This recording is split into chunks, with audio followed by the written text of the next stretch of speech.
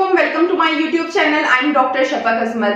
आज मैं बात करूंगी जो मोस्ट कॉमन इशू है हमारा या न्यू पेरेंट्स का, वो क्या होता है कि गर्मी बहुत ज्यादा हो गई है तो हम बच्चे को एसी वाले कमरे में सुला सकते हैं या एसी वाले कमरे में बच्चा रह सकता है। अगर इससे बच्चों को कोई इशू तो नहीं होगा तो बच्चे को एसी वाले कमरे में रखने से या सुलाने से कोई प्रॉब्लम नहीं होती।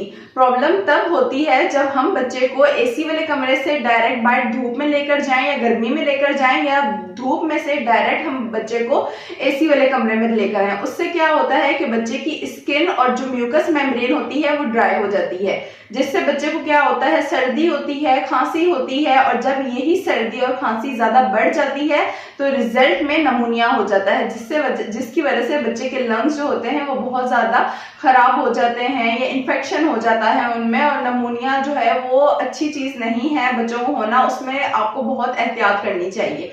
ठीक है, तो उसके लिए आप लोगों ने ये एहतियात करनी है कि बच्चे को आप लोग कोशिश ये करें कि अगर बहुत गर्मी से लेकर आए हैं, बाहर से लेकर आए हैं, तो पहले आप लोग नॉर्मल टेम्परेचर जो होता है रूम का उसमें रहिए। ठीक है, फिर उसके बाद जब बच्चा थोड़ा यूज टू हो जाए और आप लोग भी थोड़े यूज टू हो जाए, यानी पसीना वगैरह ना आ रहा हो, पसीना खुश्क हो जाए, ठीक है, और नॉर्मल टेम्परेचर हो जाए आपकी बॉडी का भी, बच्चे की भी बॉडी का वो हो जाए, तो आप लोग फिर उसको एसी वाले रूम में शिफ्ट कर सकते हैं। अब एसी वाले रूम के लिए भी कुछ एहतियातें हैं जो आप लोगों ने करनी है, स्पेशली न्यू बॉर्न बेबीज के साथ या वो बच्चे जो अभी बहुत छोटे हैं, ठीक है, और इनको इस तरह का इश्यूज है जैसे कि छाती का इन्फेक्शन हो जाना, नमूनिया वगैरह, ये सर्दी खांसी बच्चों का बहुत कॉमन होता है। तो उसके लिए आपने क्या करना है कि आपने अपने एसी का जो टेम्परेचर है वो 27 से 29 के बीच में रखना है, क्योंकि जो नॉर्मल रूम का टेम्परेचर होता है वो भी मोस्टली यही होता है। ठीक है, 27 से 29 के बीच में आपने एसी का टेम्परेचर रखना है और साथ ही आप पंखा जो है, फैन वगैरह वो भी ऑन कर सकते हैं 1 या 2 पे रखिए। उससे क्या होगा कि जो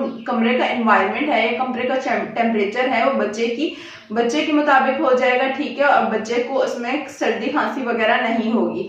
इसके अलावा बच्चे को आप कॉटन के कपड़े पहनाएं। कॉटन के कपड़े पहनाने के साथ आप उस पर बहुत थिन सा ब्लैंकेट वगैरह या चादर बच्चे के ऊपर कर दें ताकि बच्चे का जो सीना है वो गर्म रहे। ठीक है, तो ये चीजें हैं जो आप लोगों ने एहतियात करनी है। इसके अलावा काफी जो लोग होते हैं वो पूछते हैं कि एयर कूलर जो है वो मोस्टली यूज होते हैं, तो एयर कूलर भी हम लोग यूज कर सकते हैं। जी बिल्कुल यूज कर सकते हैं, लेकिन उसको भी आप लोगों ने ऐसे ही यूज करना है कि बच्चा बिल्कुल एयर कूलर के सामने नहीं हो, उसको थोड़ा एयर कूलर से दूर करके लेटाएं। ठीक है, और एयर कूलर को भी हम लोग अपने हिसाब से टेम्परेचर जो होता है वो हाई लो पे कर सकते हैं, वो कर दें। एयर कूलर का जो स्विंग है वो बच्चे के बिल्कुल मुंह पे ना हो, ठीक है, उससे नजला जुकाम बच्चे को हो सकता है और जो होता है फिर उसके बाद जब वो बढ़ जाता है तो सीना खराब होना बहुत कॉमन होता है। तो ये चीजें हैं जो आप लोगों ने एहतियात करनी है। और बच्चे को आप लोग एसी में रख लें, उसमें कोई हर्ज नहीं है, लेकिन टेम्परेचर आप लोगों ने जहन में रखना है, 27 से 29 के बीच में रखना है। और पंखा अगर आप उस साथ इस्तेमाल करना चाहते हैं, ऑन करना चाहते हैं, तो आप लोगों ने 1 और 2 में चलाना है। तो इससे इंशाल्लाह आप लोगों की गर्मियां बहुत अच्छी गुजर जाएंगी और बच्चे को भी कोई प्रॉब्लम नहीं होगी।